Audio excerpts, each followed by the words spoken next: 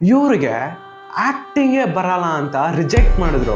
But ಇವತ್ತು ಅವ್ರ movie 1000 crores ಮೇಲೆ ಕಲೆಕ್ಷನ್ ಮಾಡ್ತಿದೆ. ಇವತ್ತು ರಣವೀರ್ ಸಿಂಗ್ ಅವ್ರ ಬಗ್ಗೆ ತಿಳ್ಕೊಳೋಣ. ಈ ವಿಡಿಯೋ ಖಂಡಿತಾಗಿ ನಿಮ್ಗೆ ಇನ್ಸ್ಪೈರ್ ಮಾಡುತ್ತೆ. 1985 ಮುಂಬೈಯಲ್ಲಿ ಹುಟ್ಟಿರ್ತಾರೆ. ರಣವೀರ್ ಸಿಂಗ್ ಅವರು ಸಿನಿಮಾ ಫ್ಯಾಮಿಲಿಯಿಂದ ಬಂದಿಲ್ಲ, ಜಸ್ಟ್ ಒಂದು ನಾರ್ಮಲ್ ಫ್ಯಾಮಿಲಿಯಿಂದ ಬಂದಿರೋರು. ಸೊ ಬಾಲಿವುಡ್ ಅಲ್ಲಿ ಎಂಟ್ರಿ ಕೊಡೋದು ಅಷ್ಟು ಈಸಿ ಅಲ್ವೇ ಅಲ್ಲ. ಸೊ ರಣವೀರ್ ಸಿಂಗ್ನು ಆಡಿಷನ್ ಮೇಲೆ ಆಡಿಷನ್ಗೆ ಹೋಗ್ತಾರೆ, ಎಲ್ಲಾದ್ರಲ್ಲೂ ರಿಜೆಕ್ಟ್ ಆಗ್ತಾರೆ. ಜೊತೆಗೆ ಅಲ್ಲಿರೋ ಜನನು ಹೇಳ್ತಾರೆ, ನೀನ್ ನೋಡೋದಕ್ಕೆ ಹೀರೋ ತರಾನೇ ಇಲ್ಲ, ನೀನೆಲ್ಲ ಹೆಂಗ್ ಹೀರೋ ಆಗ್ತೀಯ ಅಂತ ನಗೀತಾರೆ. ಈ ತರ ಅವ್ರ ಕಾನ್ಫಿಡೆನ್ಸ್ ನ ಬ್ರೇಕ್ ಮಾಡ್ತಾರೆ. ಇನ್ನೊಂದ್ ಕಡೆ ಅವ್ರ ಜೀವನ ನಡೆಸೋದಕ್ಕೆ ಕಾಪಿ ರೈಟರ್ ಆಗಿ ಕೆಲಸ ಮಾಡ್ತಾರೆ.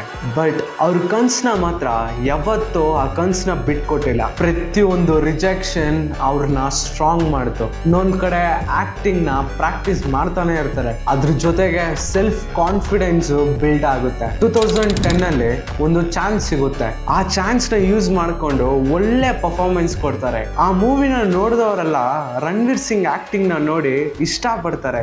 ಆ ಒಂದು ಮೂವಿ ಅವ್ರ ಲೈಫೇ ಚೇಂಜ್ ಮಾಡುತ್ತೆ. Next back to back movies ಮಾಡಿ ಹಿಟ್ ಕೊಡ್ತಾರೆ. ರಣವೀರ್ ಸಿಂಗ್ ಅವರು ಜಸ್ಟ್ ಒಂದು ಹೀರೋ ಮಾತ್ರ ಅಲ್ಲ, ತುಂಬಾ ಜನನ ಇನ್ಸ್ಪೈರ್ ಮಾಡಿದವರು. ಇವತ್ತು ದುರೇಂದರ್ ಅಂತ ಒಂದು ಮೂವಿನ ಕೊಟ್ಟು ಬ್ಲಾಕ್ ಬಸ್ಟರ್ ಹಿಟ್ ಆಗುತ್ತೆ. 1000 crores ಮೇಲೆ ಕಲೆಕ್ಷನ್ ಆಯ್ತು.